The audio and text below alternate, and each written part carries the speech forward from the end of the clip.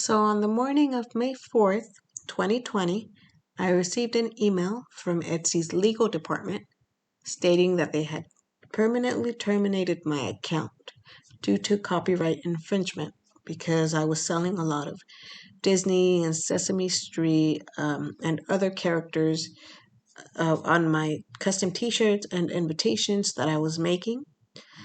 And I had my Etsy shop since October of 2012. So uh, I had my Etsy shop for 8 years, and Etsy was my main source of income. And one morning I just woke up and they terminated my account. And this is the email I received. And I went back and forth with Etsy's legal team, but in the end, they just told me that there was basically no way that I was getting my account back. And my seller and buying privileges were both terminated. So I was pretty much banned from ever selling or buying anything on Etsy again. And I made a video about that, and I'll leave that up in the right-hand corner if you guys want to check it out, where I go into detail about exactly what happened. And I received a lot of comments and questions from people who had been through a similar situation, and they wanted to know if they were going to receive the funds that were sitting in their shop payment account, and if I had been able to restore my account, or if there was any way that they could get their account back or make a new one. So it's been 6 months now since my shop was terminated, so I decided to make a follow-up video to answer some of those questions. So for starters, according to the email I received, Etsy will hold on to your funds for 180 days or 6 months after your account has been terminated in order to deal with any cancellations and refunds and things of that nature, after which time they're supposed to release the funds to your account. And you'll see on here that's exactly what happened for me.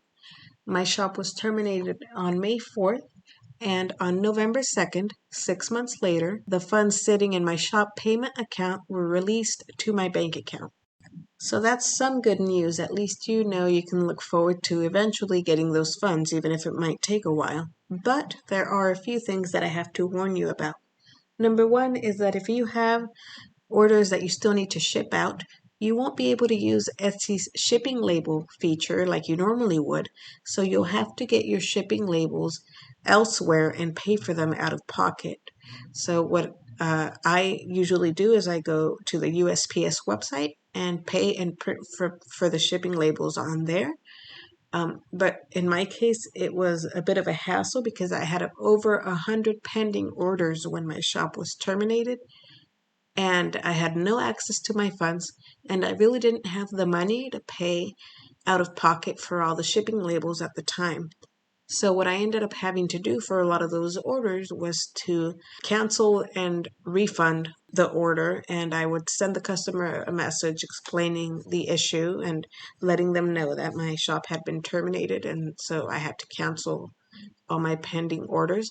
Of course, you don't have to send them a message if you don't want to. That was just a courtesy on my part. Another thing that I want to warn you about is that even though your shop is technically suspended and not visible, and you can't create any new listings, Etsy still takes money out of your shop payment account to renew the listings that are currently on there, even though they're not really active.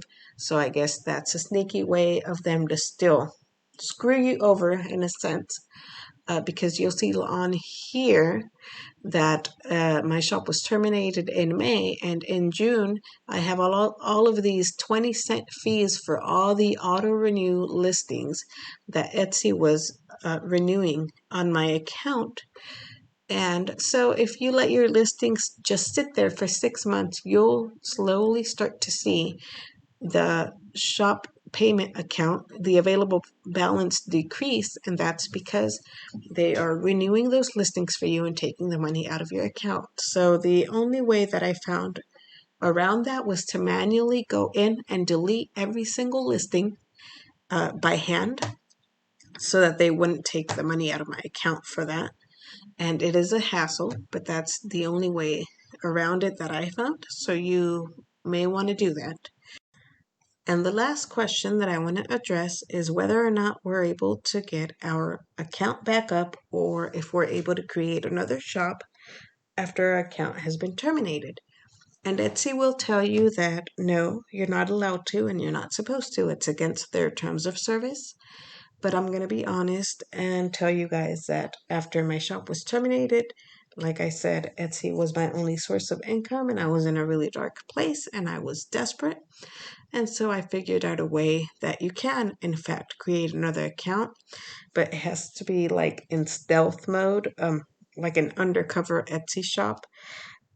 You have to hide your IP address and you have to use somebody else's address and bank account and debit card.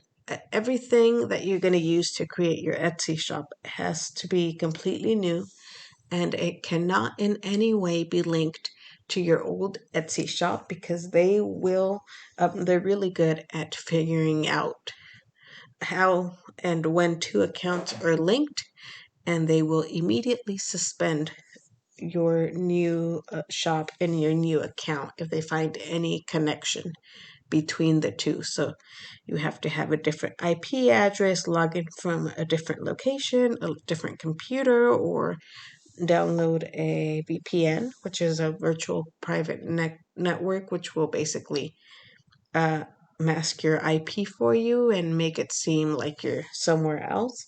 But if you're going to do that, you have to make sure that you have the VPN at all times, on at all times when you log into your new Etsy account, because if you forget to do so, it will instantly connect your IP to your account and suspend it. And that's what happened to me. I created a new Etsy account under my sister's name and using a different address and different information. But then I went and I logged in from my phone, completely forgetting that my IP was not masked on my phone. And so they linked that to my old account and it was suspended after a couple of weeks. So is it worth it?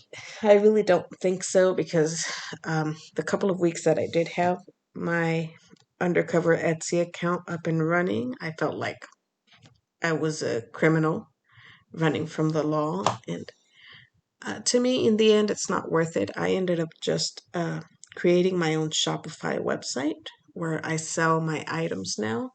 And I also started selling on Amazon and eBay and Store Envy and a variety of different places. Now, I'm going to be honest, I don't get nearly as many sales as I did when I was selling on Etsy. And part of the reason for that is because uh, Etsy customers go to Etsy strictly for handmade or hand altered items most of the time. So you have a very special customer base that you're exposed to when you have an Etsy shop, a different customer base than what you are going to be exposed to if you open an Amazon account, even an Amazon handmade account, which is what I have. Another reason why I'm not really getting as many sales is because I'm not selling copyrighted invitations or copyrighted items, and that's sadly and honestly that's what sells the most nowadays. But in my opinion, it's not worth it. It was heartbreaking to me to lose my Etsy shop after 8 years of hard work that I put into building it and building a customer base. So if you're going through something similar, I feel your pain and hang in there. I wish you the best in all your endeavors. I think I pretty much covered everything, but please let me know if there's any way that I can help you. If you have any other questions or comments, leave them down below, and I will do my best to answer them. Thank you for watching, and please like and subscribe if you found this helpful so you'll be notified when I post future videos.